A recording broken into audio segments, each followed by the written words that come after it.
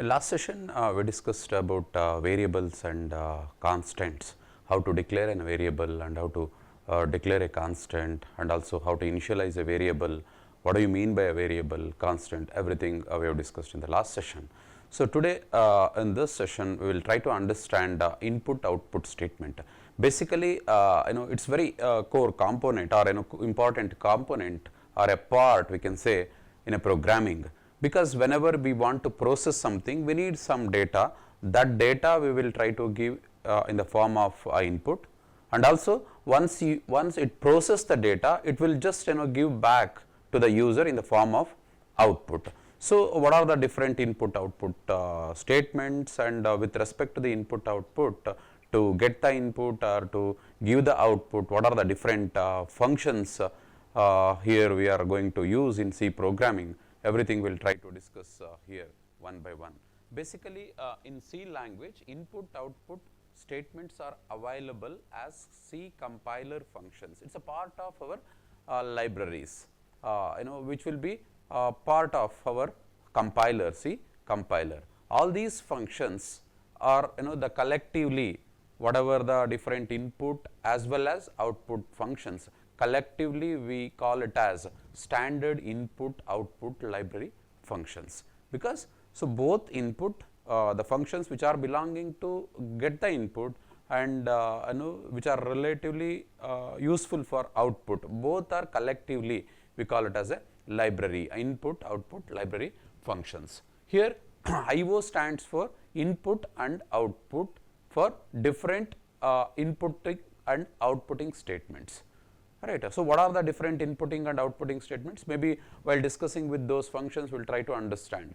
And all these input output functions will be categorized into three processing functions. We will see what are those. One is console input and output. So, we are trying to get the data from the keyboard, that is an input device, there is a console input, and output. Console output means output is always the default output device is an what is that, monitor. So, that we call it as a console output. So, that is one category of IO functions. First one is console input and output functions, basically which are related to the keyboard and monitor. And disk input output. Disk, I think earlier now, of course, so we don't use floppy, but hard disks are there, right. So, similar to that. So, all your the data which you are getting from the hard disk and even the output, maybe you are going to store. So, which are related to the disk input output functions. So, that is related to the floppy or disk, especially it is related to the disk, as name itself saying disk functions. Another one is port. There are sometimes we need to deal with serial or parallel ports. So, whenever we are interacting or whenever we are trying to get the input from those serial or parallel ports, or maybe to the output with respect to that, we are going to the functions which are related to the port input output functions. As totally all these input output statements deals with the console. So, these are we call it as console input. Even you get it from the hard disk, or maybe store it in the hard disk, or maybe serial or parallel ports. Ultimately, we are just trying to make use of the console input and output statements. Console input output function, basically there are three major files. We will try to understand before get into the actual execution. So, this is the console input output. Very first thing is in the beginning of a C program, we will try to write a program #include stdio.h. That is an header file. We are trying to include all the libraries which are related to the input and output functions into the code. So, that is the reason we are just trying to include all the standard input output libraries. So, that is the reason we use stdio.h. So, very first statement in a C programming. So, the classification, the console input output will classify as standard input, that is related to the stdin. If it is a standard output, stdout, and if it is any error, stderr. That is a standard error. We will try to discuss one by one. stdin, standard input, the file, or this file is specifically used to receive the input. usually in a keyboard. We are trying to get the input. So, you can also take that means is it really only for from the keyboard? No, even sometimes yes, you can take it from the disk input also, or you input from the disk file also. And standard output, yes, you can directly just give the output or display the output through a monitor, or maybe you can store it in somewhere else, or maybe you can just directly you can print through, or directly you can just show the display the output in any other devices. That's basically standard output. So, whenever if they ask some standard input is, obviously it's a keyboard, output is a monitor. This is a standard. If it is an error, the file is always this std error, this file basically used to display if we have any error message. These are the 3 console input output statements. So, input and output statements are used to read and write the data. See, not only input output, sometimes we use the statement or the terminologies read and write. Read is always related to the input, and write we are just giving back, we are writing the console or maybe some other file. That is a write statements. We use read and write also. These are also embedded along with your stdio.h. Now, this is standard input output header file. So, input means we know that, right? Input means we are just providing the data into to the program, or whatever the data it is required for the program, we are just supplying that data, that is an input. C programming language provides many built-in functions to read any kind of input, and also to display data on the screen. So, we will see what are those functions. Majorly we will 2 input output functions we are going to use for this particular purpose.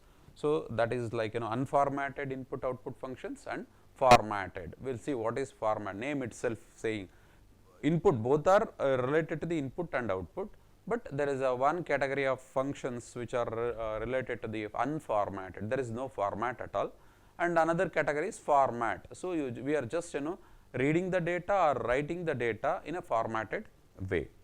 I will try to understand what are the unformatted input output functions and formatted input output functions. Unformatted input output functions majorly, or mainly we will see these 6 unformatted input output functions: get char, put char, get s, put s, get ch, and get che. We will see one by one. So, get char. So, get ch, get char, all the these are get, wherever we see the word get, it is related to the input function. So, basically this get char is used to read a single character from the keyboard. Whenever you want to enter a single character through a keyboard, just maybe you can use this function get char. So, always we use when this function, we also call it as it is a buffered function. Buffered function means it is like we are storing this data temporarily, and until when you press the enter key, then automatically it will just come out of that scope. So, buffered function always get the input from the keyboard and store it in the memory. Of course, everything will get stored in the memory, but store memory buffer temporarily until you press the enter key. That is the get char. We will see how to use that get character function in a program. This is a syntax. Get char is a function. So, end of the statement we have used the semicolon. Whatever the character you will enter through a keyboard, that we will store it in the variable called v, where v is the variable of character type. So, I think this is the syntax. We will see through the program. So, first we will initialize a variable, or we will declare a variable n of type char, because it stores only, or it receives the character type only. That is the reason we have declared a variable, we have taken the variable n is of type char. So, now we are using the function get char, and we are storing whatever you have received, that we are storing in the same variable. So, this is a snippet. Now, the same, the complete program. So, this is a comment section, as we already discussed in the structure of the program. First one, to read a single character from the keyboard using getChar function. If in an examination, if they ask, explain through an example, explain getChar function. So, include stdio.h, then main function, exactly main function only, your execution will start from the main function. Then we have declared the same code snippet, n is a variable of type char, and getChar we are just storing it in the variable, that whatever we have declared, that is n. Next sort of method or function, we call it as put. It's opposite, we are reading and now we need to write, or we have, it's an input, getChar as an input. Now we will just try to understand the output, how exactly the put character will help you in this way. This basically putChar is an output function. It is used to display single character. So, getChar was a input function just to read a single character from the keyboard. Now, same single character we are trying to display to the or on the monitor screen. So, for that we use the function called putChar. See the syntax, putChar of v. V is what we have stored as a variable. V is a variable that we already stored. So, now whatever we have stored, that we are trying to display. So, that variable we need to pass as a parameter to the function putChar. PutChar is a function, it expects some parameter. What is that parameter? The value where, or the variable what exactly you have used to store the data, that is v. So, v is a variable of character type, exactly we have seen in the previous example. See character n, putChar of n. N contains something. If I say n is equal to c, so now c, it's surrounded by quotes, single quote, it indicates it's a character type. So, we are just trying to print that value. So, it will this is a simple program which will read the single character by using the getChar function, and also whatever the data or the character it reads by using getCharacter, then the same character will be displaying by using the putChar function. So, that is the we are trying to explain this program. So, that is what we have given in the comment section, program which illustrates the use of getChar and putChar function. So, include stdio.h, as already I have mentioned. So, very beginning of the program we need to mention, or we need to include all the standard input, output, header files into the program. So, stdio.h main function, and then we are declaring a variable n of type char, and we are just now we are receiving the character, or we are getting the input from the keyboard through a function called getChar. Already we have discussed the syntax while during getChar discussion. So, that we are storing in the variable n, and the same n we are just displaying on the console or the screen. So, for that we are passing as a parameter to this putChar function. So, this is a simple program to demonstrate both getChar as well as putChar for read and write the data. Next one is getch, is exactly similar to your getChar. Only thing is when it comes to the getchar, that was here getch, this is also an input function, but this is used to read a single character, that is also used to single character, both are from the input device, that is a keyboard. But only one difference is that was a buffered function. This is non-buffered. We can say getch is a non-buffered function and getChar is a buffered function. We will see what is that. The character data which read by this function is directly assigned to a variable, rather it goes to the memory buffer.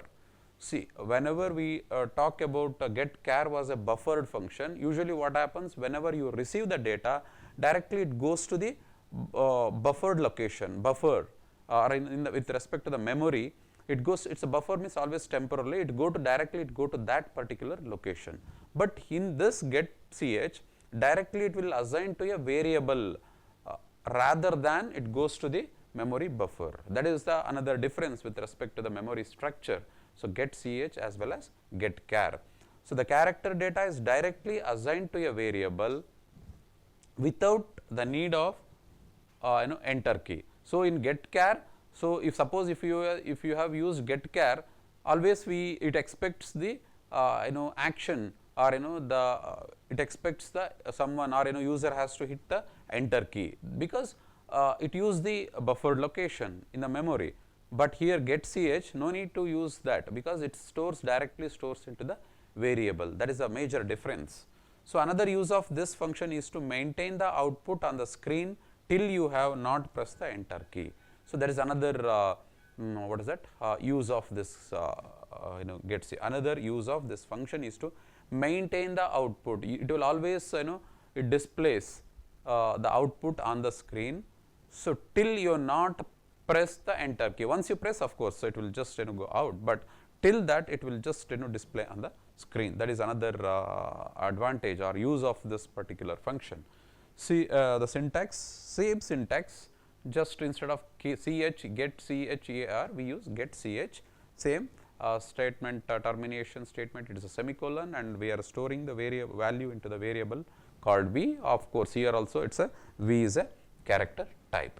So simple program by using this main function character n.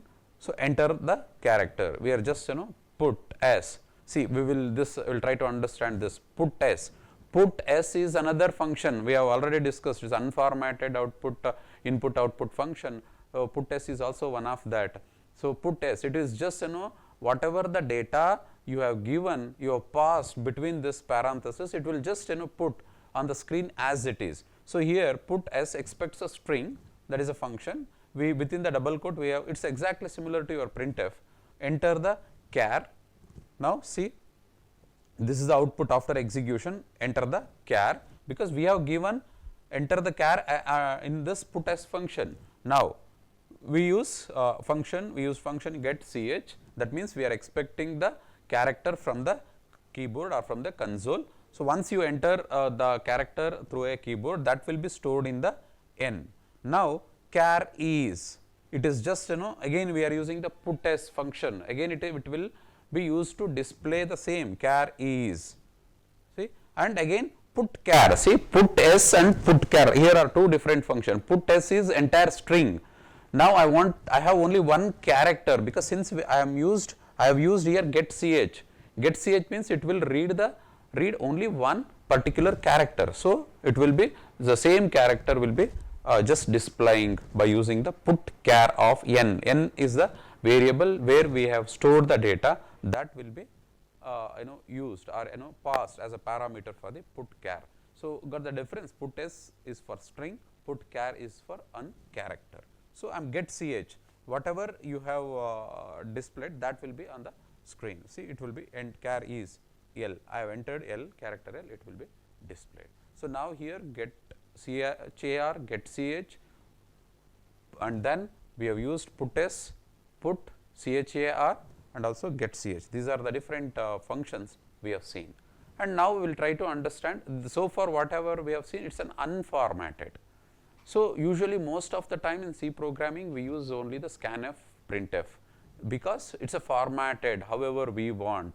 So in a formatted way we are just using this. So formatted, if someone asks what are the input output functions, yes, we can use all these scanf, printf, put s, get s, put char, get ch, all these things for functions. But so all those are related to the unformatted. These are formatted input output functions. Formatted input output function, again it refers to the input as well as the output data that has been arranged in a particular format, as the name itself says, formatting.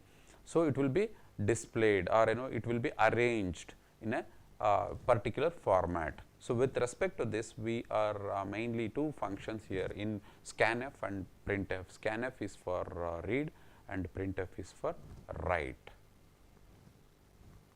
So scanf function is an input function. It is used to read the data. Data might be any format. See, earlier get ch or get character. It reads the data only one particular character type only. But here scanf will read the data, read any type of data, whether it may be a character or it may be a string or it may be an integer or it may be a decimal values, anything. it will read the data from the keyboard. And you can read an integer, that's what, float, character data, by using the respective codes or format codes. So, for integer we need to specify this is an integer code, this is a format float values, that means decimal values. For that there is a special code, control code, and similarly char or string, for everything there is a different code, formatting codes. So, syntax is like this: scanf is a function. So, within that we need to pass. If you want to display any particular string you want to give, yes, you can give that as a, that is between the double quotes. See here, within the double quotes, control strings.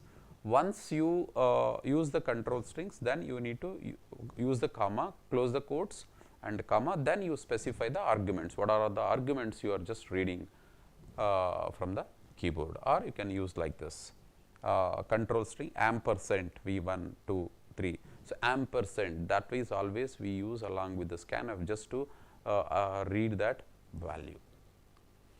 And where arg1, arg2 are arguments and arguments for reading, and v1, v2, v3, up to vn, all are variables. So, that means this directly we are receiving from the console. This is v1, we are storing it somewhere. v1, v2, v3 are the variables. We have taken the values from the keyboard and assigned to the variable v1, v2. Whenever we are using the variables, so whenever we use those variables with respect to the scanf statement, then we need to pass this command ampersand v1 or ampersand v2. So, the scanf format code is shown in the, so I have just listed here some of the format code. If you want to read a character, we need to use %c, or even in the printf also we need to use the same. If you want to use print character, you need to use %c. If it is an integer, %d. If it is long decimal integer, you can use ld. If it is an exponential value, you can use %e. If it is a float value, you can use f.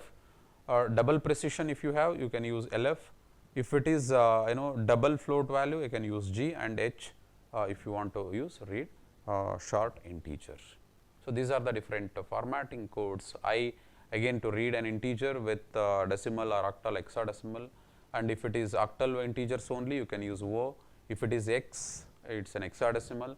Unsigned integer, if you want to use, you can use %u, %s is for string, and percentage within the square bracket. If you specify anything, that will take the, or it will read the string of words or defined range. If I say VTU or C programming, it is a string. If you want to read entire string is also fine, or if you want to read a defined range, I want from the second character to the fourth character. So, even that is also fine. So, for that we need to use this percentage, and within the square bracket you can use this. And cap symbol within the percentage symbol, this is to read the string of words which are not from the defined range. So, here I will define the range 1 to 2 or 2 to 5. If you want to read the data out of that range, or which is not in that range, if you want to read that data, we can use this camp, or it's a kind of negation. So, next one is printf. It is an output function. Basically, it is used to display a text message, and even this printf we can use mixed type of data. If you want to print different types of data, we can, single function is enough, but in the unformatted, yes, we have used put char or put s. It is only for string type or a character type, but here we can use any type of data to display. You can use, or you can go for printf. Similar to the scanf, the syntax is exactly the same way. Printf control string ampersand v1 v2. Whenever we use ampersand v1 v2, it's we are just referring to the variable, or just I want to display only a string. No need to pass any argument. You just, as we have seen in the last example, put s, enter the value. So, that means we have entered only the string. In the same way, if you want to enter only the string, yes, it is possible in printf also. So, where v1, v2 all are variables, and control strings always you need to use some form into the printf format codes, or we also call it as format codes or format specifiers, or we also call it as conversion characters. So, what are those? Again, same thing, %c, %s for string, d for integer, long decimal integer, float, Same whatever we have discussed in the scanf, the same formatting codes in the print output also we need to use. So, this is all about input and output statements.